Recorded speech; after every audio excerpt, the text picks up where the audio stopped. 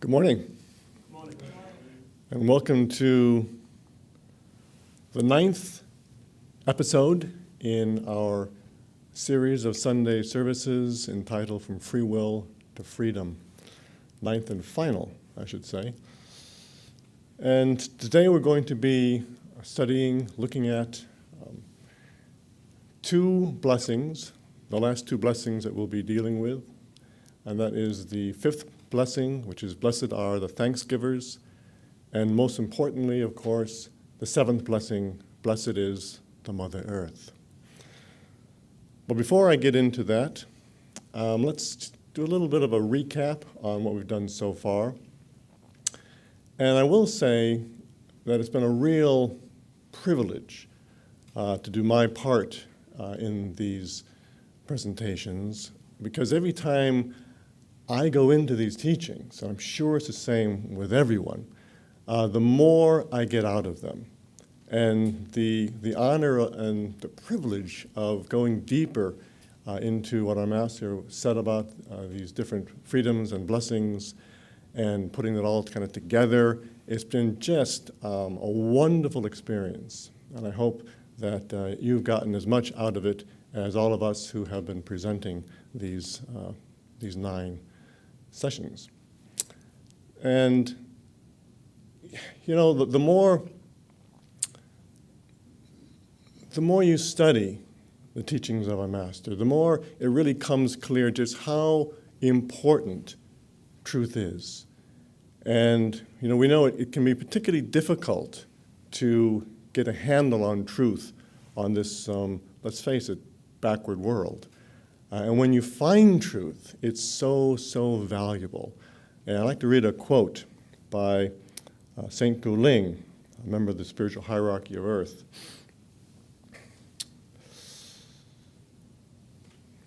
And this was given in 1976. St. Guling. Truth is the greatest and the most beautiful expression of God that you will ever find on this planet.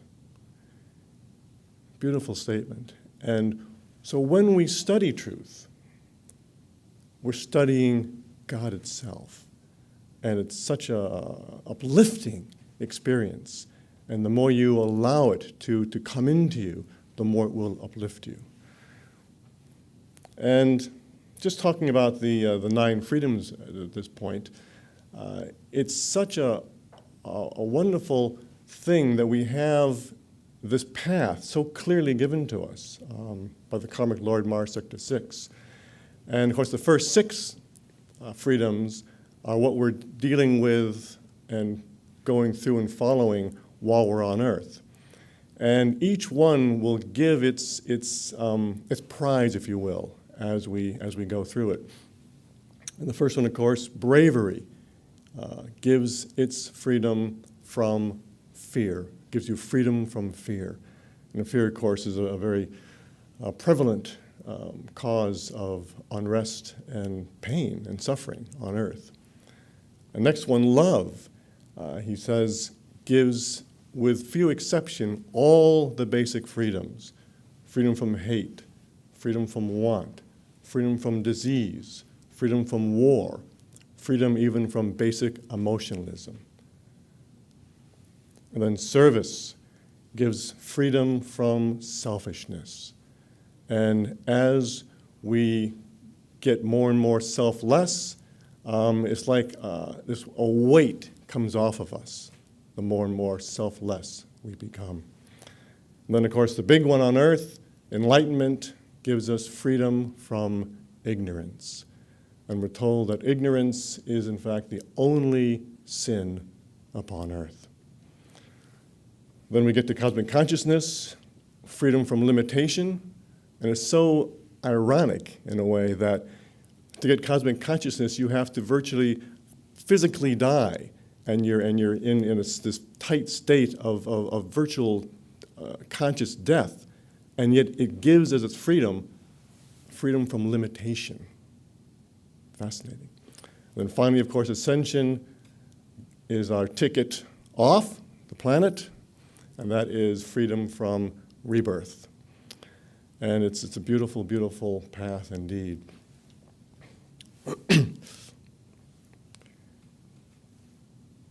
And this particular lesson today, we come full circle. And the freedom has gone all the way up to solar existence. And of course, the blessings have gone all the way up to the absolute. And in this lesson, we come back home again. And we end up with the Mother Earth and, in essence, her helpers, the Devic Kingdom. But before we get into that, this is a service as well. So we're going to raise our vibrations and open our minds so that as we dive deeper into this beautiful truth from the Cosmic Masters through our Master, we can get more out of it. So let's please sit up straight. Close the eyes, have the feet flat on the floor. Slow the breathing. Let all the thoughts and troubles of our materialistic world and our lives, let them fade into the background as we focus on this beautiful expression of God itself, truth. Slow the breathing. And let's send our mind upwards and visualize a beautiful pink flame, one of the flames of spirituality, and let this imbue the head and brain, and guide this pink flame down through the spine to the base of the spine. Curl it under the body, up through the front of the body to the top of the head. Beautiful pink flame of spirituality. And take it down the spine once more to the base, and up the front to the top of the head.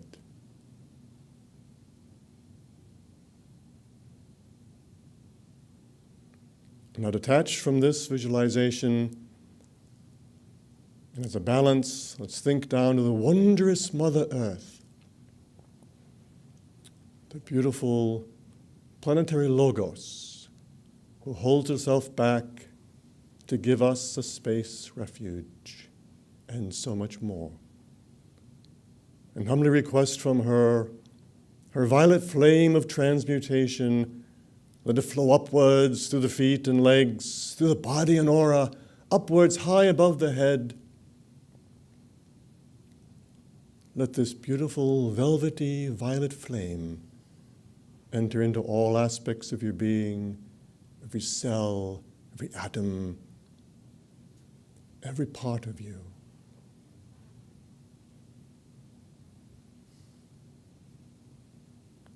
And then visualize a brilliant white light coming down through the ethers of space, filling the head and brain. And guide this down the neck, shoulders. Let it flow into the heart center.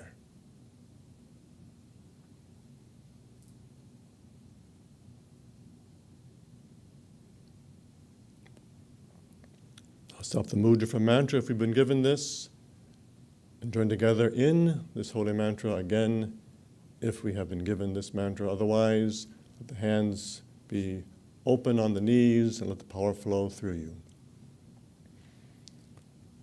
Om Mani Padme Hum, Om Mani Padme Hum, Om Mani Padme Hum, Om Mani Padme Hum, Om Mani Padme Hum, Om Mani Padme Hum, Om Mani Padme Hum, Om Mani Padme Hum, Om Mani Padme Hum, Om Mani Padme Hum, Om Mani Padme Hum, Om Mani Padme Hum, Om Mani Padme Hum, Om Mani Padme Hum, Om Mani Padme Hum, Om Mani Padme Hum, Om Mani Padme Hum, Om Mani Padme Hum, and stop.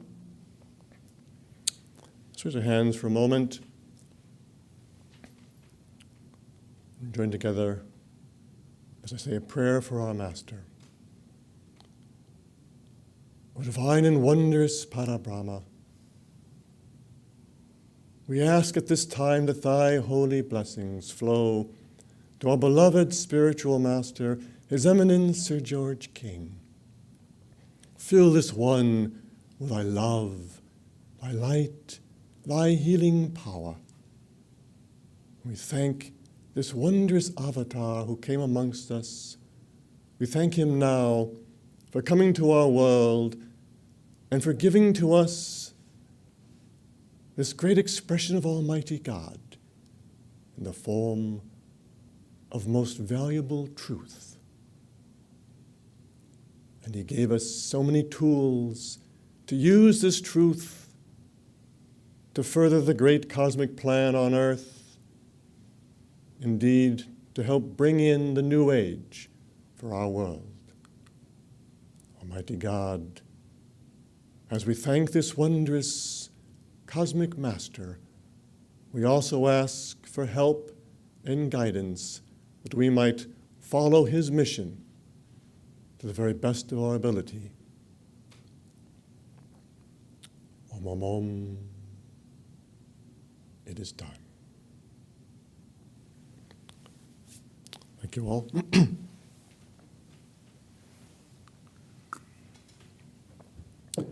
Now, on to the lessons at hand.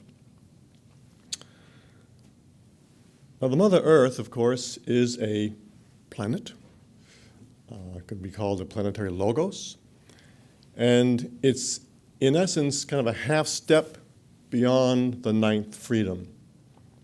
Remember, in the ninth freedom, we studied, through the words of the great karmic Lord, about solar existence, the beings that inhabit the sun, referred to as either solar lords or lesser planetary lords.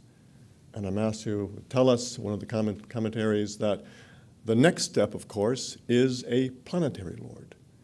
And, of course, the Mother Earth is just that, a great planetary lord, or great planetary logos. And we're going to listen now to Dr. King give us some of the metaphysics behind what that means in an address he gave back in the 60s. So let's listen now to about a 4-minute extract on planetary logos.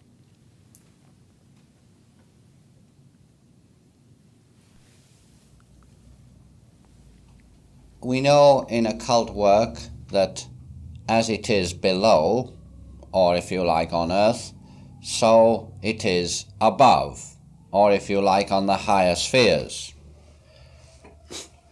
This earth upon which we live is a living, a breathing being.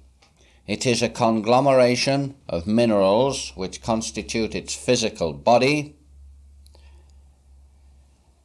and something dwells within these minerals, and that is the life stream or life force of this earth. This life force dwells on many planes at the same time, even as man does. So therefore, the actual logos of the earth is the life or motivating power of the earth. It is that thing which gives the earth life. You could refer to the life stream of man in one way as being the logos of man. It wouldn't be quite a correct inference, because the term logos in good occult books, of course, means something higher than a life stream of man. So now we have a little grasp as to what it is, just a fractional grasp. Let me say a few more words about it. Somewhere down the line, probably way, way back, many intelligences vibrating in the right way and in a balanced way came together, and after having experiences the like of which we know nothing of on the higher spheres, these intelligences were ready for an initiation which would bind them together in such a way that they could become a universe or a world. The Logos of this earth is those intelligences, now amalgamated together as one single unit. The Logos of this earth is a very, very highly advanced female, if you like, female from a magnetic point of view, very highly advanced super cosmic master, if you want. There's no other terms I can use. And it is, in its position, performing service. It allows mankind to go his small, tiny, apparently insignificant way through evolution in order so that he may gain enlightenment himself, so that he may gain a greater awareness himself, so that mankind upon the greater being might as well render a service, even as she is doing.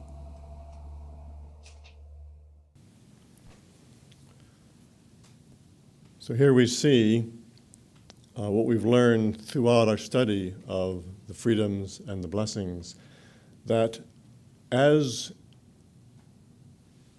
entities get more and more advanced, they also, rather than do this for themselves, they hold themselves back in many, many different ways to help those behind them, or not as advanced as they.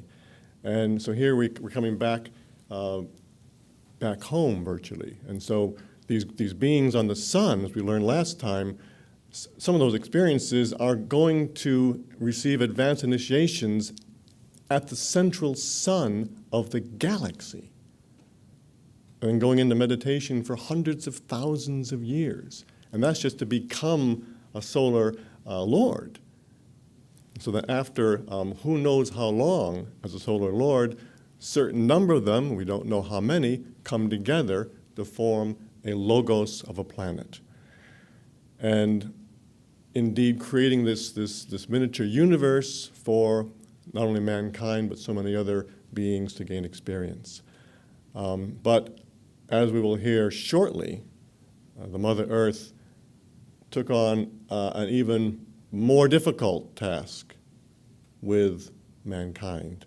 And to elucidate on that, I will invite my colleague, Reverend Paul Nugent. Turn that off there. Thank you, Brian. I'm glad that you began by referring to the importance, the greatness, the beauty of truth, because these teachings, we know the 9 freedoms were given through Dr. George King by a great karmic Lord Mars, Sector 6.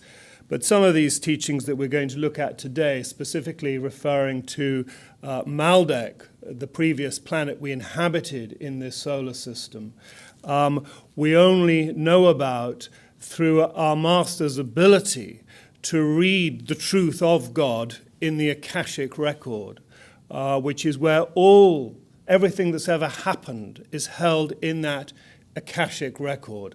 And our master, as a profound master of yoga, able to go into the deepest states of meditation known as samadhi, had the ability to read, I can't say the Akashic record in its entirety, but certainly enough pertaining to the knowledge of the planet Maldek and later, the destruction of the planet Maldek. And he actually gave several addresses, at least 4 or 5 addresses, on what he called the cosmic plan, that begins with the destruction of this planet Maldek over 18 million years ago. And in some of those addresses, not just those addresses, but from time to time our master would say that he would refer to the ancient yogic teachings by saying that the greatest gift that man can give to man, or a master can give to man, is truth. is wisdom. And the worst thing that a master can do, or another person can do, is to give an untruth, to lie. And so what our master is giving to us is coming from a great yogic adept, because there are no records, we'll find no terrestrial records of the destruction of Maldek over 18 million years ago. It's through his ability, and we will ourselves attain this ability. In fact, I understand it's an aspect of the Ascended Masters to study the true history of mankind by studying the great Akashic record that is held in the ether. And Bishop Brown also mentioned, how much he's enjoyed preparing this series. I think he's done more than I have. But in preparing for this particular class today, I came across something that in our teachings way back from April 1955, actually before the Aetherius Society had even been officially formed, I believe, in England. That wasn't until August the 2nd, 1955, the original first formal founding of the Aetherius Society. So this was even before that. And it was when our master would go into a trance state, and in his small circle of followers, of friends, they could communicate through him with some of the masters, some of the ascended masters, and even with the master Aetherius.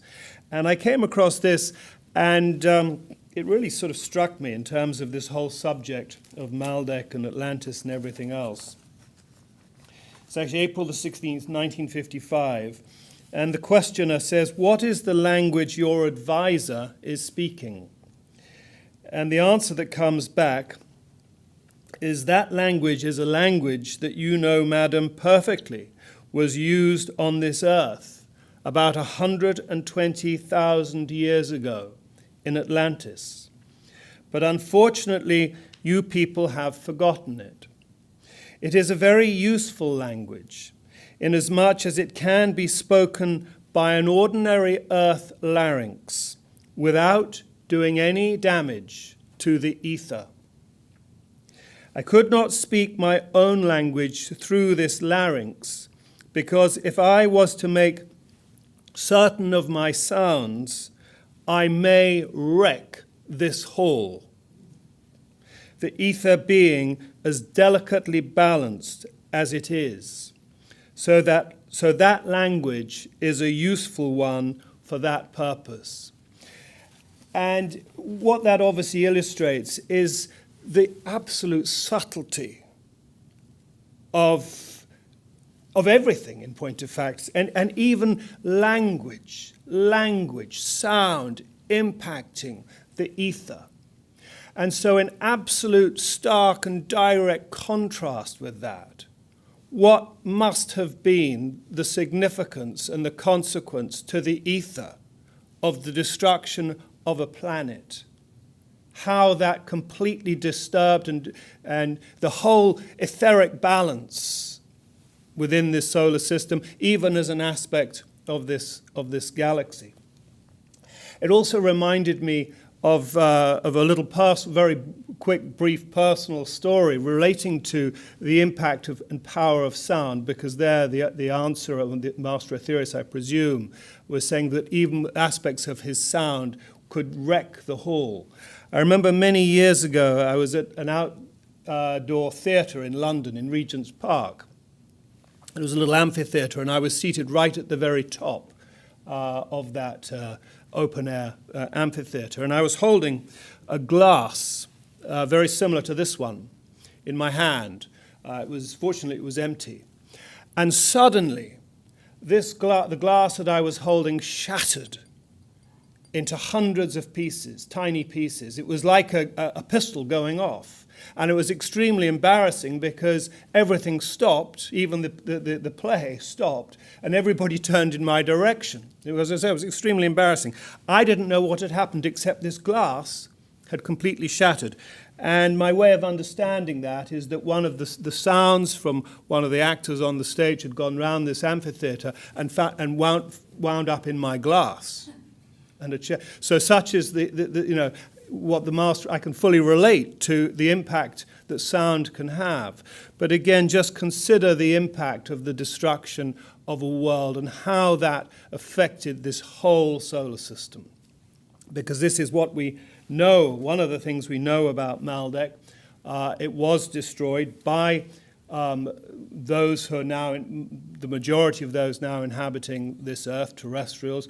Our previous home was Maldek. And there are one or two references to it. Our master refers to it actually as, from the Bible, of the Lucifer that fell out of the sky. And the remnants, some of the remnants, remain there as the asteroid belt between Mars and Jupiter. Again, just in studying this, some of you may be familiar with Bode's law. Very briefly, Bode's law is a mathematical sequence of numbers. And when applied to this solar system, it's able to pinpoint exactly where a planet should be, including where that asteroid belt is, the tiny remnants that are still there. And it enabled them, Bode's law enabled astronomers to help find Uranus and later Pluto. There is an anomaly in there. Neptune is somewhat out of the sequence, but every other planet in that system, including where Maldek would have been, fits that a very interesting formula. There is other very interesting evidence coming out, or has come out, relating to the asteroids in the asteroid belt, pertaining to its having been a planet. But certainly our master has told us that it was. We destroyed it through the use of destruction of the hydrogen atom in its entirety, which I believe is about 10,000 times greater than what we are presently able to do. And that planet was shattered. And we, under the great karmic law, needed somewhere to reincarnate. I think, in referring to the 9th blessing to the Supreme Lords of Karma, there is one line in there you'll be familiar with. Men, you will never repay the debt you owe to these ones, these Supreme Lords of Karma. And I'm sure that relates, at least in part, if not entirely, to our destruction of Maldek. But under the great law, the great scheme of God, of everything going back to God, we needed somewhere to continue this evolutionary journey. And the only planet available, with our having committed this great cosmic crime, was this planet Earth, then inhabited by an advanced race known as Adamic man. All of this, as I say, is over 18 million years ago, which in cosmic time is not actually that long. But we have no record, no history of it. It is interesting to research that period. It was call it the Miocene period. I understand it's when apes first came in Earth, and our original ancestors during that period, sometime after 18 million years ago, the DNA strand of mankind originated. So it is very, very fascinating when you start putting this jigsaw puzzle together. Anyway, through the very slow process of reincarnation, we developed the civilization we know as Lemuria. It's all detailed in the introduction to our master's book, The 9 Freedoms, which we've been studying here, and also in his outstanding lecture, which I thoroughly recommend everybody should obtain, The Cosmic Plan. Absolutely amazing 2-hour lecture given by Dr. King in 1974. One of the several lectures he gave on that plan, but I think it was the most recent, even though it was way back in 1974, and it is available. And he talks about the civilization, or briefly about the civilization of Lemuria, where again we advanced over that long, slow period of reincarnation to a far greater stage of evolution than we are at present. But again, we fell into the trap, the materialistic trap of under the law of free will. We developed atomic power, and we destroyed that civilization of Lemuria. We don't know exactly when that period was. We do know that the Earth made a tilt on her axis as a consequence of that destruction, and the continent of Lemuria, or Mu, believed to have been somewhere in the Pacific, went down and caused, of course, a great cataclysm on this Earth. Well, slowly out of that, we continued our reincarnation. A few 100,000 years later, at least. There it says 120,000 years ago. Might have been at the end of that period of Atlantis. But again, we evolved, developed ourselves, and fell into that same egotistical trap of ignorance, and through the gross misuse of atomic power, destroyed the civilization also of Atlantis. One thing that has always been said is that we will not be allowed to destroy another planet for obvious and good reasons, but I'm sure that this solar system could not withstand that. We can destroy ourselves, but not the planet itself. Anyway, that gives you a very, very brief understanding of how we came to be here. But perhaps most importantly, certainly relevant to this particular class, is how the Mother Earth has had to sustain and endure humanity.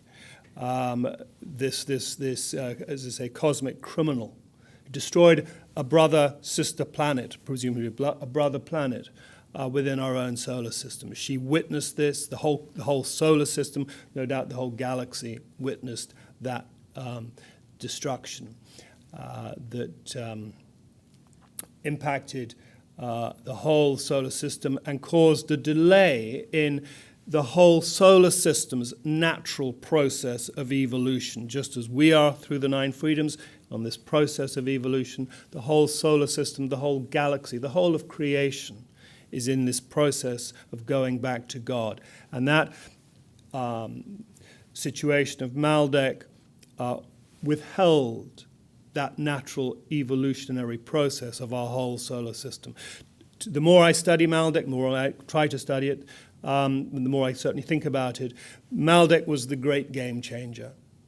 It's something that we should all, I believe, spend more and more time trying to understand the significance and the consequence and the impact of the destruction of Maldek and Lemuria and Atlantis. Anyway, let us listen to the first of 2 extracts on this, delivered by the Master Aetherius in a transmission delivered through Dr. George King on January the 30th, which is almost exactly 56 years ago.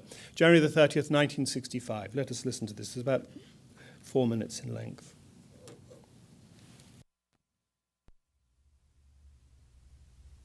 For thousands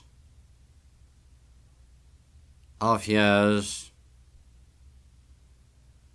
man has reaped the fruits of a great and mighty goddess. He has been given a shelter within the protective aura of her. Despite his vandalism, despite his karma, she has protected the microbe called man throughout many centuries.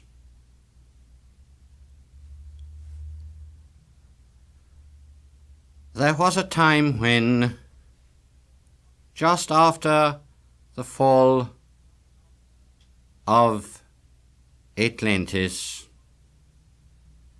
the lords approached and asked this, a great goddess, to accept her initiation. She refused after looking at your pitiful plight. She refused, knowing that you would be scattered to the winds, and you would be thrown into an etheric vortex which would end up upon an obscure realm, and there it would take you thousands of years to gain a sufficient experience to be able to again come onto a realm where you could be protected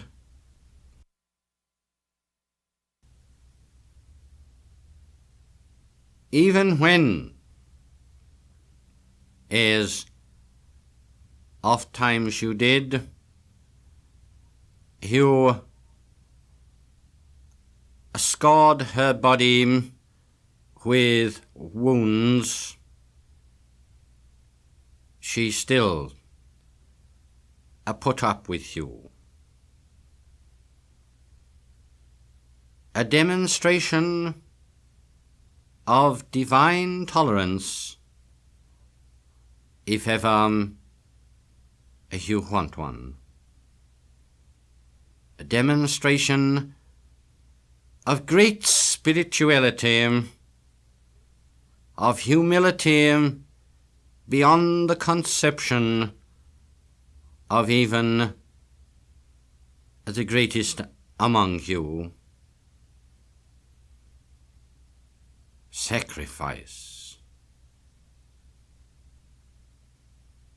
like of which not one of you is now capable, neither will you be capable of such a feat for a million lives to come.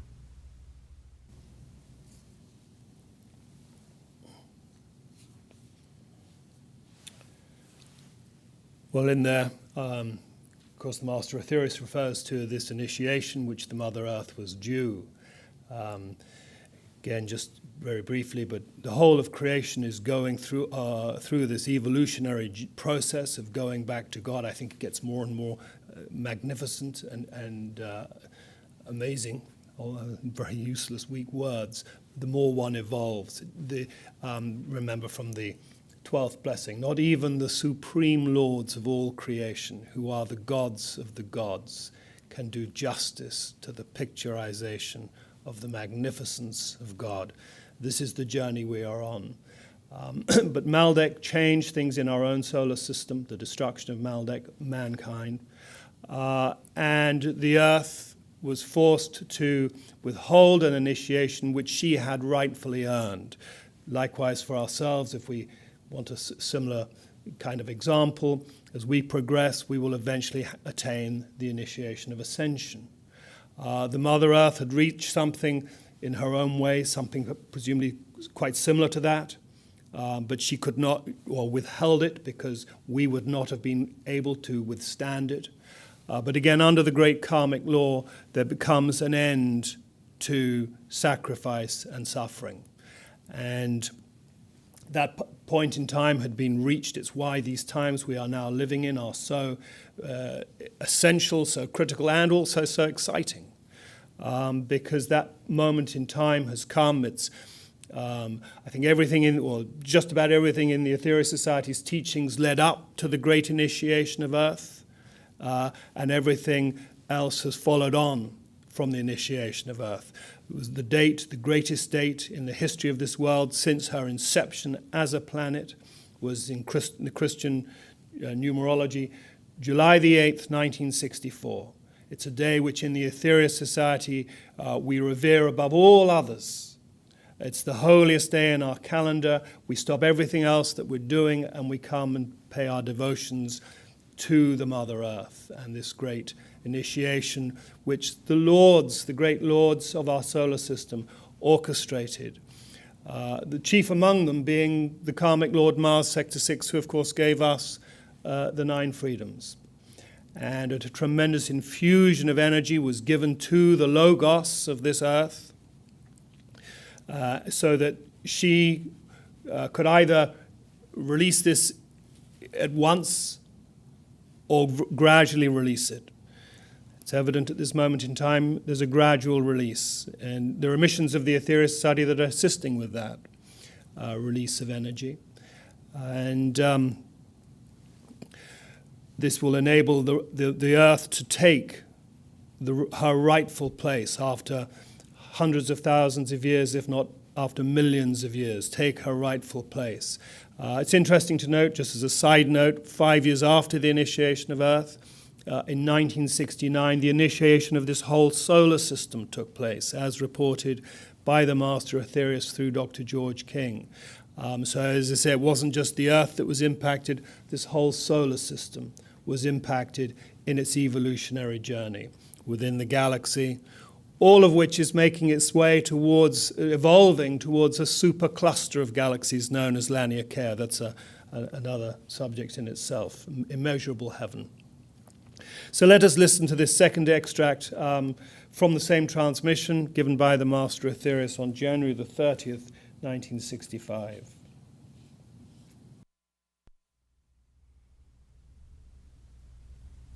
This mighty globe, which has given you so much, which has given you all that she can, and even more than all, and meditate upon the metaphysics of that, and you will see what I mean.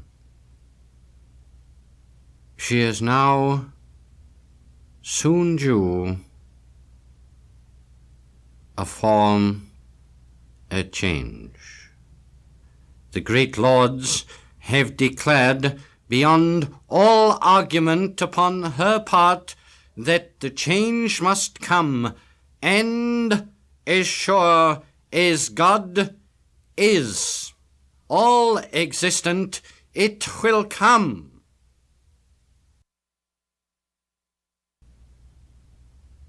Man upon earth has been helped in many ways throughout his existence upon this earth of yours, and yet only the few have looked into the heavens and thanked God for the stars, the sun, for the air they breathe, the water they drink, and the earth they eat. It's coming home to roost now, isn't it? Like a ghost.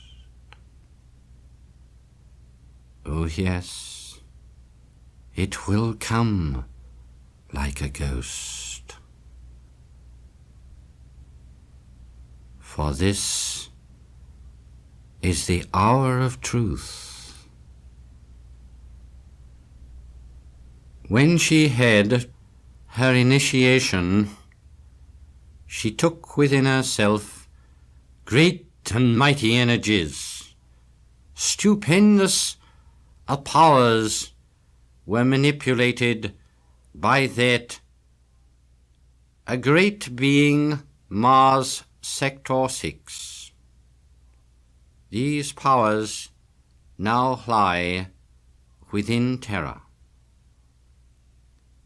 whenever she chooses, she can release the powers within her inner batteries and quicken all vibrations upon her surface. Change the seasons, alter the mountains, move the seas into different positions because they suit her better in different positions.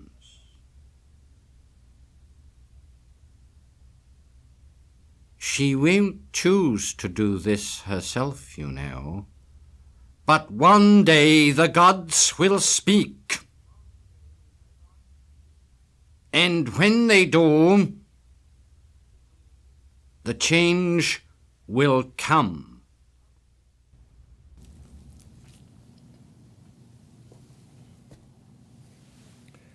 So as I say, this change, this initiation, it goes to the very heart and core of everything that the Aetherius Society is about, and assisting and cooperating with this change, helping as many people as possible to become a part of this change, this essential change that is coming to this planet, to this world.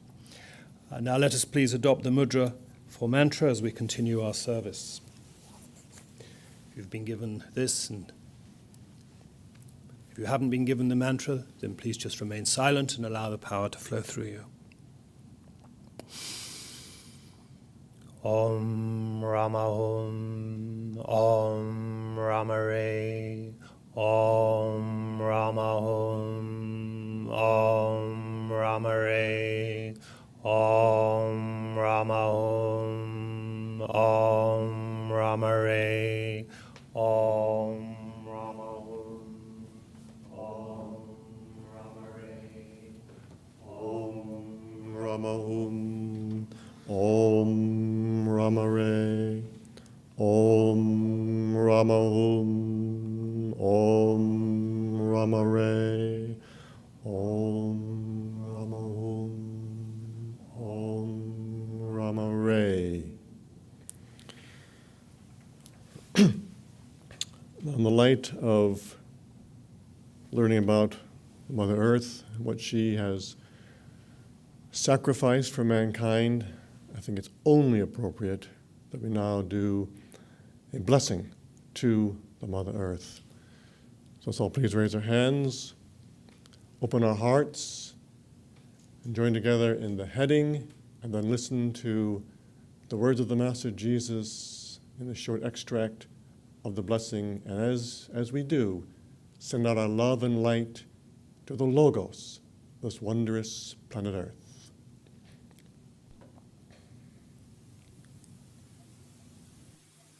Blessed is the Mother Earth.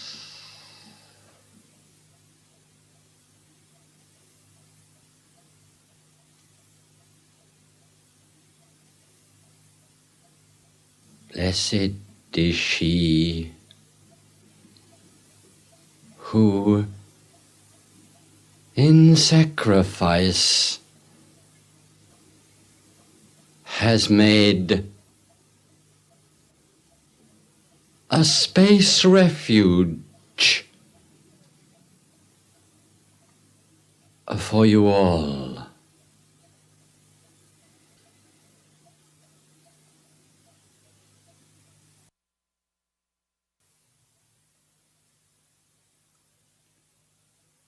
Thrice blessed, by God, thrice blessed is she who has endured such terrible limitation upon your behalf.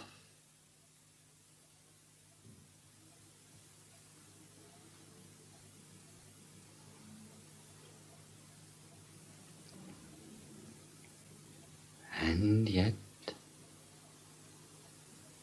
when her seeking children come together and ask for the violet, a flame of transmutation. She gives this willingly. She gives this always, asking nothing in return for her sacrifice.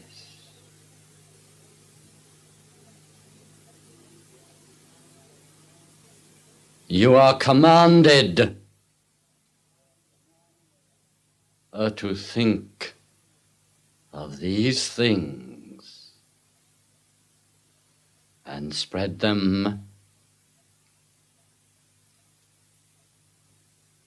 like seeds of truth abroad.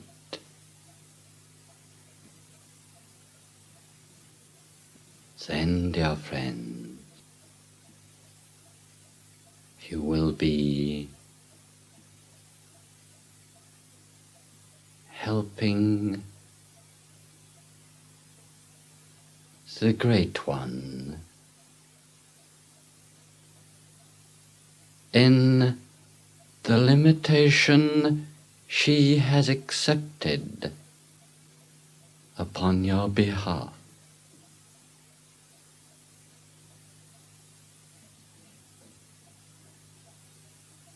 Thrice blessed is the wondrous Logos of this earth.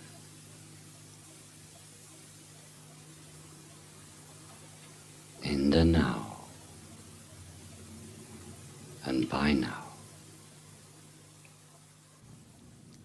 So join in the AUM once.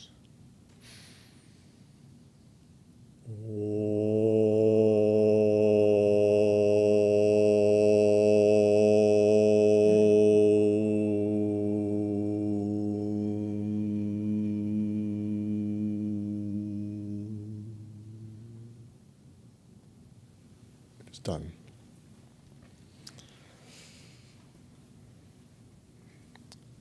Now we come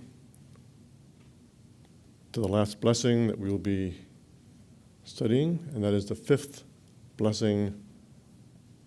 Blessed are the thanksgivers. And this is an interesting blessing, inasmuch as the other blessings, the energy we send to the expected focal point, shall we say. Blessed are they who work for peace, goes to the group soul of they who work for peace. They who love goes to they who love. Mother Earth, the sun, they who give healing. But in this particular case, in many ways, the focal point is the Devic kingdom. And that's spoken up quite a bit in the blessing itself, is the Devic kingdom. And yet the energy is not directed to the Devic kingdom. It's instead directed to the thanksgivers, or those humans who give thanks to the Devic kingdom. So it's an interesting difference, and we'll look into that as we listen to a few extracts coming up, and we'll see perhaps of why that may be the case.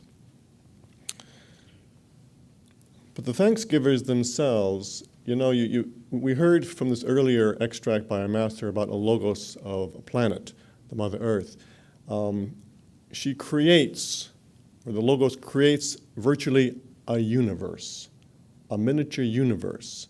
And the planet isn't just home for mankind, of course, but you have minerals, you have plants, you have animals, you have wind, fire, air, ether, all kinds of components make up this miniature universe of the Mother Earth. And to take care of this multitudinous different aspects of this universe, she uses a kingdom called the Devic kingdom, or the nature spirits. And that's their task, is to help the Mother Earth in the control or the existence of this universe.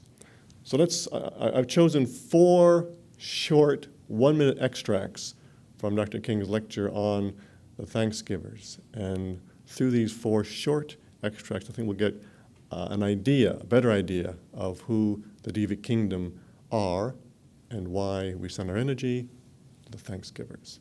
So let's listen to the first extract now. Now, the Devic Kingdom, as we all know, or I venture to say we all should know if we don't, is a kingdom of beings with the same type of reincarnatory cycles that we have. Part of this kingdom is maybe classed as lower. I want to put that word in inverted commas there, in some respects, than the human race or human kingdom. Part of it is certainly on a higher level of existence. But they do not have a cellular structure and flesh and bones and blood as we have. They could not use the type of physical body that we have to use on this earth. They have another body which is similar in certain respects to our subtle or etheric or astral bodies. So here's the first key, the first ingredient. We don't see the Thanksgivers unless you're psychic, which I'm not. Sometimes we can feel them. Sometimes children can see them, et cetera, et cetera, et cetera. But they live on a different vibratory rate, more similar to our subtle bodies or our etheric bodies, our auras. And it's also interesting that they also have reincarnation, which isn't always often talked about. And there's a wide range, all the way from the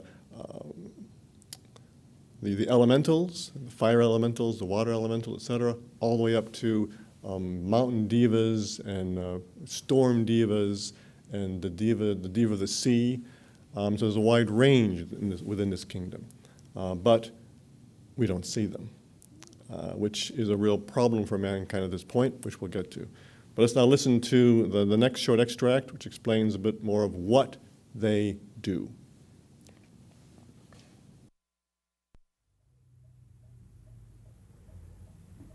Well, the divas look after the so-called nature outside of man, and yet very much connected with man,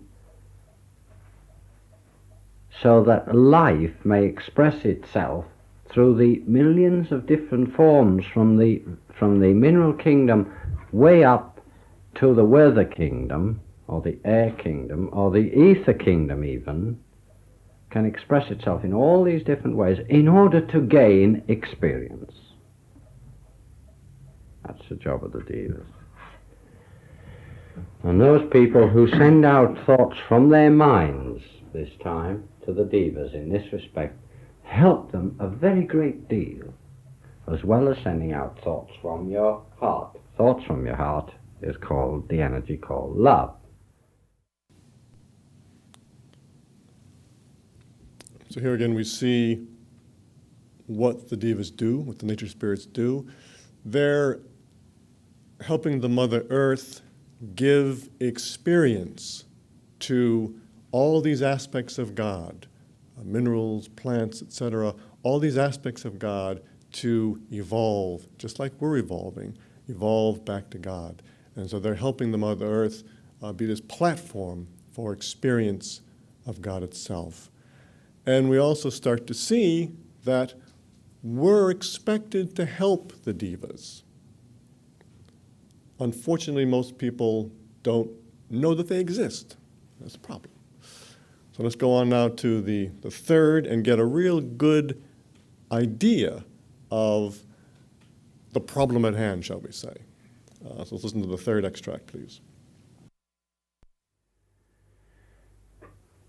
The devas, having no other tools but those of man, have had to make flood and drought. Having no other tools. This is one of the most significant sentences ever made in the history of any literature. And if this is the full implication of this is not realized today, it will be in maybe 100 or 500 years' time, because this book will be read in 1,000 years' time upon earth. We know that. The great ones have blessed it. It's got to be so.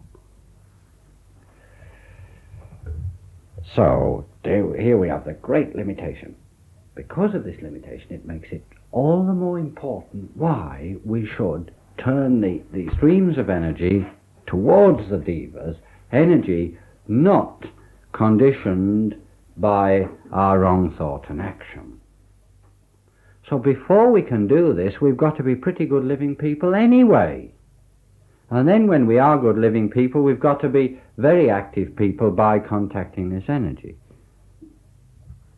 Very clever, this yoga, you know. There's a lot in that short extract. The last part, of course, very clever, this yogi, you know, of course refers to the Master Jesus. And it's referring to, I believe, the Master Jesus directing this blessing to the thanksgivers, not the devas. And if you look elsewhere in the Master's teachings, you see that this is not a normal situation for nature forces to only be able to use the energy from the humans on the planet. First of all, of course, look at how long the planet's been in existence, billions of years. Mankind's been here 18 million years, a very, very, very small stretch of time compared to how long the Mother Earth has been here. So clearly, the vast majority of the time, the devas did not have to suffer that limitation of only being able to use our energy because we weren't here. And so Earth was probably a beautiful place. And then for certain reasons, which we don't know, possibly something to do with us coming from Maldek, as Paul was saying, the great game changer. And so maybe it's a way of us having to learn, perhaps more quickly, that we are gods in the making. We are responsible for what we do and what we send out and what we think. And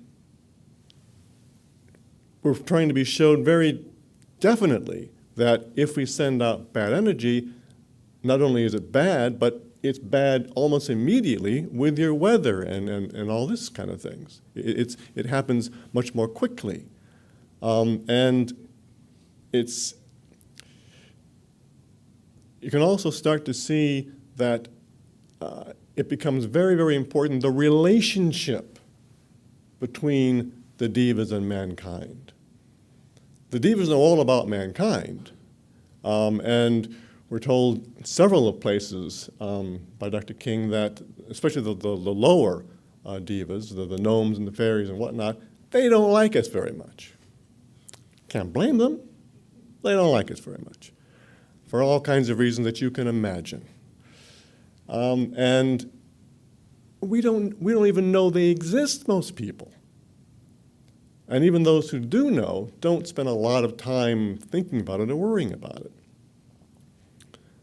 And you kind of get the idea that the more that we are encouraged to send energy to the devas, the better things are going to start to work. And so rather than just have a smaller group of people doing the 12 blessings, sending energy to the devic kingdom, the Master Jesus has opened it up. And so we're sending energy out to people that are aware of or becoming more and more aware of the devic kingdom, to help them send energy to the devic kingdom, to increase the relationship, the positive relationship between mankind and the devic kingdom. And this is, I think this is a big, big key. And let's stop there. Let's listen to the last extract, which kind of goes a bit further into that. They walk in lonely silence upon the shores of many seas, sending out their beams of love to mighty Neptune and his hosts. These are, of course, the more advanced men. Anyone who will walk upon the seas, sending out great power to Neptune as a great diva who does exist. This isn't just fairy story. It does exist.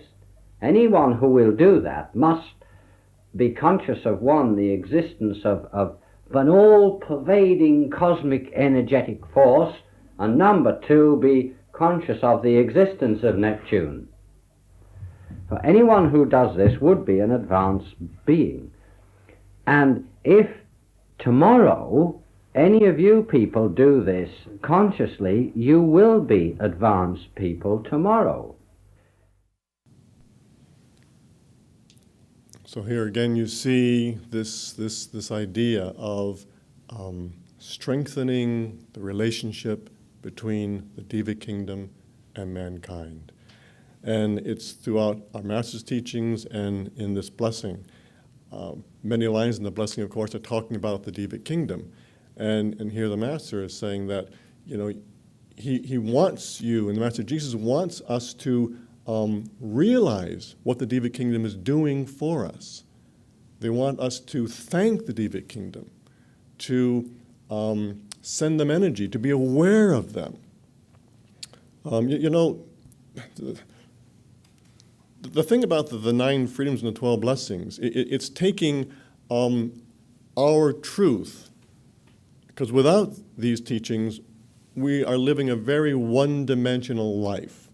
It's like, so we say, the most materialistic amongst us feel that we're on Earth, one of the extremely rare occasions of life on a planet anywhere in the universe, purely by chance, kind of lucked out. Many people believe that you live for 20, 50, 70, 80 years and you die, and that's it.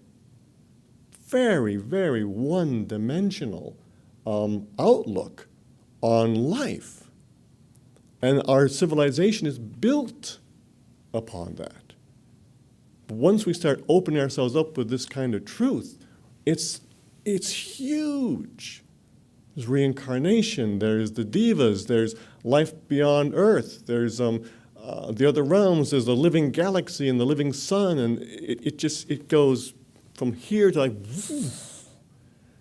and it's going to take, of course, us some time to kind of grow into that new awareness of what's happening.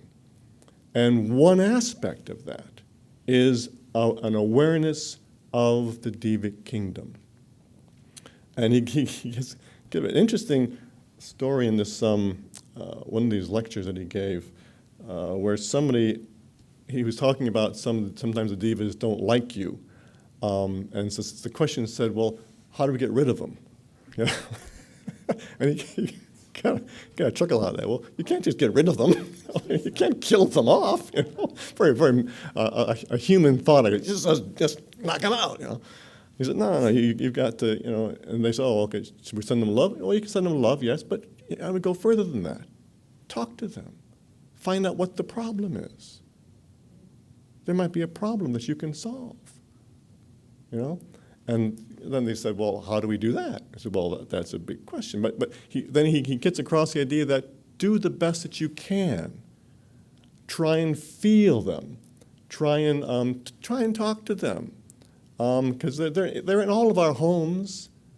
Pets, animals, flowers, even the air above us. They're around us. You go out to the Griffith Park or elsewhere, make a point of trying to talk to them and feel them and send them energy. Make it more part of your life. And this way we'll be doing it ourselves. We'll become a thanksgiver, and we'll also sending out energy to the thanksgivers to help other people like us and send energy to and form their own relationship with the Divic Kingdom. I know the Master, it was always in his mind. I've heard that in England, when he would be driven, when he would go to a different county, he would always greet the divas of that county out loud. Hello, divas of Devonshire, whatever. And my own personal experience, I took care of his roses, both in Los Angeles and Santa Barbara. And whenever he was out there while I was doing the roses, he would always remind me or ask me, are you talking to the divas? Are you asking their permission to cut them? Are you sending them some healing after you prune them? And so he was in his own way. This wasn't the most important thing, obviously, but he would always kind of keep that angle going. And it's something that I think it would help us all to spend a bit more time thinking about that. Because that really is, this relationship is crucial, I think. And as we learn to start to appreciate them and know them in a small, our house, etc., then we can also start sending more and more energy to the divas to help our world and the weather, etc., etc., etc., and of course, help the Mother Earth. So I think that is it for the Thanksgivers. It is a very fascinating blessing, interesting blessing, and one which is something we can do ourselves today. And now, I'm going to turn it back over to Reverend Paul to give us a practice to help us out with these things.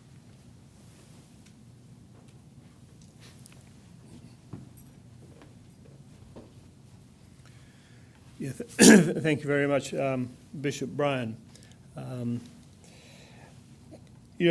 Just very briefly, because you mentioned there 18 million years isn't that long in terms of the history of the Earth.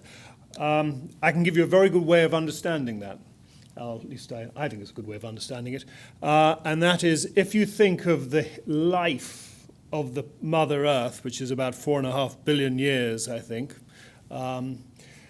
as 24 hours, in other words, a day, we've been here for the last 7 minutes. That's 18 odd million years. Is about 7 minutes out of a 24-hour day. So it kind of puts it into some kind of manageable perspective of how long we've been here. How long 7 minutes? For us, it's been for a very long 7 minutes. But, those 7 minutes are coming to the end of 7 minutes and things are about to change, which, as I was listening to you earlier on, just made me think, just imagine if the whole world was thinking about and talking about these subjects, how the world would be changed. And instead, as you say, we don't have this perspective at all. We have a very linear, materialistic, fearful society on the whole. And these teachings, we have to say, are at the very pinnacle, the very front of this cosmic realization that we're coming into. One can do no better, I think, than study these teachings in great depth and think about them and think about the divas. And I think that, again, as you were saying, I think, you can walk into a person's home and everything there's sort of vibrant and there's a love in there and the plants look good, and you can go into another place and the plants are all dead and it's all miserable. And, it's what we do express, how we feel, obviously goes out to our environment. Anyway, this practice, this is the other final aspect of our class this morning, which is the violet flame practice. And I was looking for something from the lectures or the transmissions relating to this. I couldn't find something until I actually found something at the end of one of those lectures our master gave on the cosmic plan. This one was given in England in May 1960. And it's the violet flame practice, and I think it's particularly appropriate for our topic today of the Mother Earth. So let me begin by reading what our master said about this, and then we will do the practice of the violet flame. Dr. King. When you say in the seventh blessing, "Blessed is the Mother Earth," virtually you are sending a blessing from yourself as a tiny little speck of sand upon the great desert of humanity. You're sending a power down to the Mother Earth, and by the law, the great law, the all-pervasive law of God, She returns this power, and you can see it, physically see it. It looks like a great violet-colored flame. It comes right the way through your body and right to the top of your head. Some of you are even nodding your heads. I know that you have seen it and you have experienced it. The power of the violet flame, talked about for thousands of years behind locked doors, and now you have the key. It comes from the actual logos or life force of this earth. When you send out your power to the Mother Earth by the great law, you are activating the law on your behalf. Up comes the power from the earth, and your vibrations alter. And I think that what better way can we have than that description. So let us prepare ourselves. Let's close the eyes, place the palms down on our knees. Just take a few deep breaths to center ourselves, take in all that we've heard this morning about the Mother Earth and her sacrifice, how she took us in from Maldek, how she endured us, holding herself back through Lemuria and Atlantis, right up to this present time where she has now received her great and glorious initiation, tremendous infusion of cosmic energy, which she had rightfully deserved.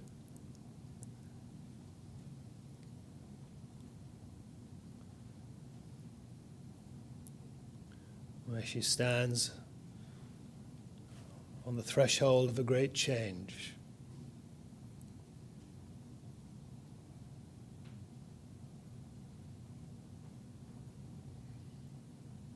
Let your mind flow down to this great Logos, this planetary goddess, the amalgamation of who knows how many countless beings who came together to become planetary lords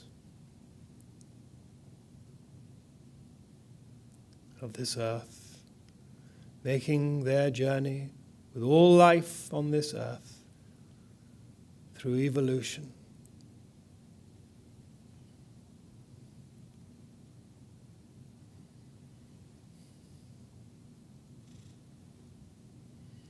And see yourself, feel yourself being a part of this planet. You belong here with all life, whether it's mineral, plant, animal, whatever it is. We're all part of it.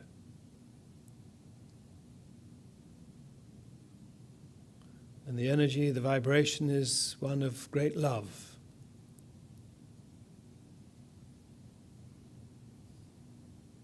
Love is sacrifice, as we have been told by Mars Sector 6. Real sacrifice. This is the love of the Mother Earth.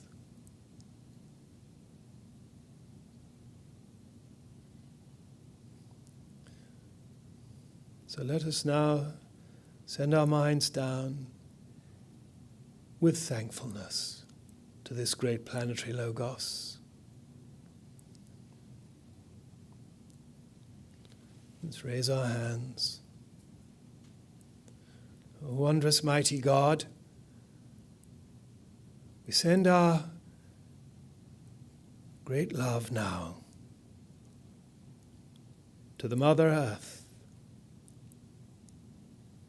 beneath our feet, the holiest thing we have ever physically touched. We thank this great planetary Logos for all the sacrifices which she has made for millions of years for mankind, for giving us this home, a home we did not deserve.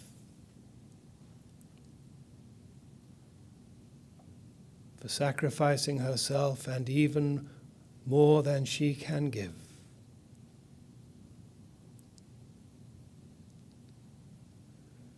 We're grateful to our beloved Master, His Eminence Sir George King, and the great cosmic masters who have given to us this greater understanding, this greater realization of the holiness and sacredness of this being we know as the Mother Earth.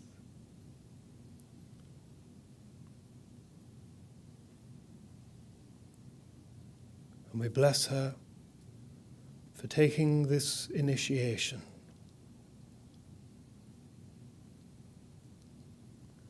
Where her mighty flame now burns within her large heart.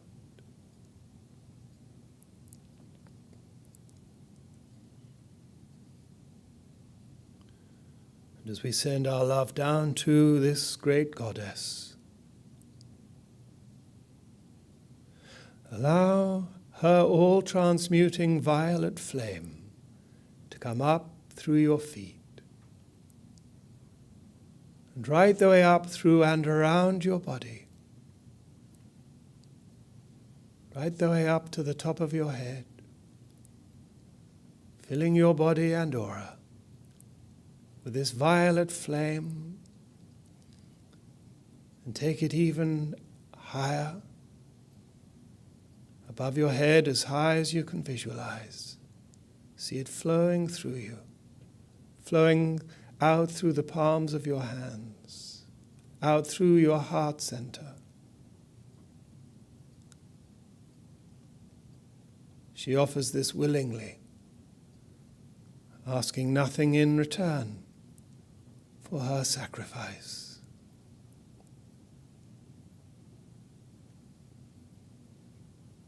O wondrous mighty God, we pray that this wisdom may help us not only to better understand the Mother Earth, but inspire us to cooperate with this great change through a greater realization and understanding of the 9 freedoms, allowing us to overcome fear, manifest love, and dedicate our lives in service for the enlightenment and salvation of all mankind.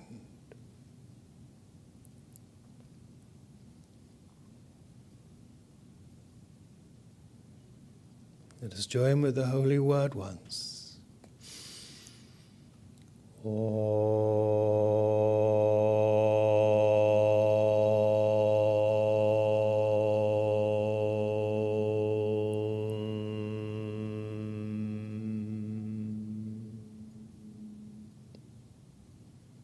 Now let us close this service by performing the practice of the presence. Let us place the left hand over the solar plexus center and the right hand on top. And now let us think upwards into the vastness of great living space. And there visualize the wonderful living white light of God. And see this coming down through the ethers and entering the top of your head. And see it charging every cell of your brain. As we take it on down through the neck and the shoulders, out into our heart center, just in front of the breastbone.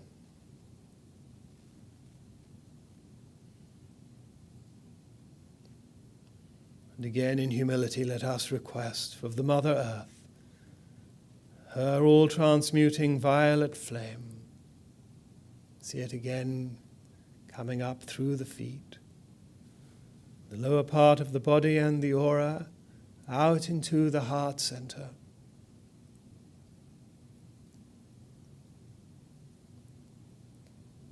See these 2 forces amalgamating together as one. And then let us take them up through our body and aura, out into the golden sphere, the symbol of the spark of God, which resides within us all.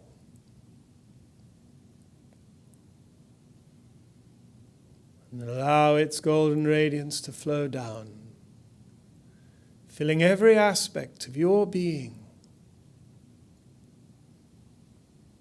with its flood of uplifting golden light.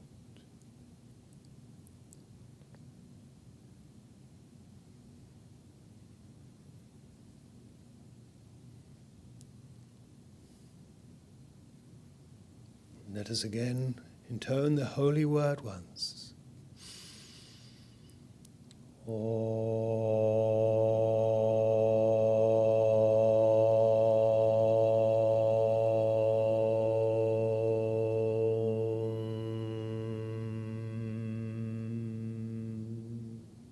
Shanti, Shanti, Shanti. Thy will, O wondrous mighty God, always be done.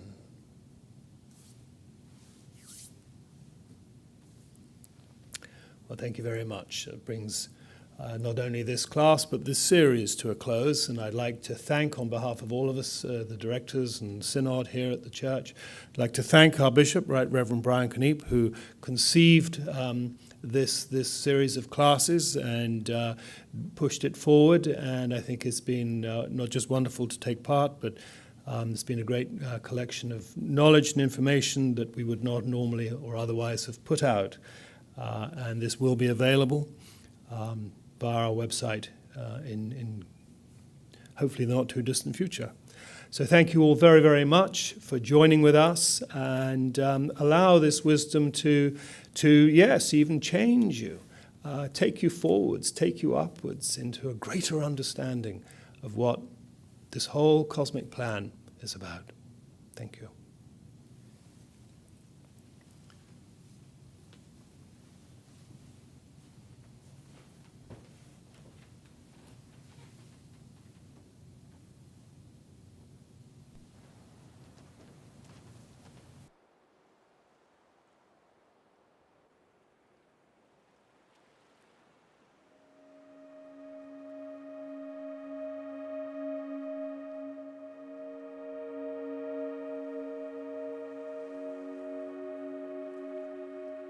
Through this coming year, and we'll take Sunday each month to focus on the great cosmic missions of the Aetherius Society, one by one, so that people have a better understanding of this aspect, this most important aspect of our work in the Aetherius Society. Thank you.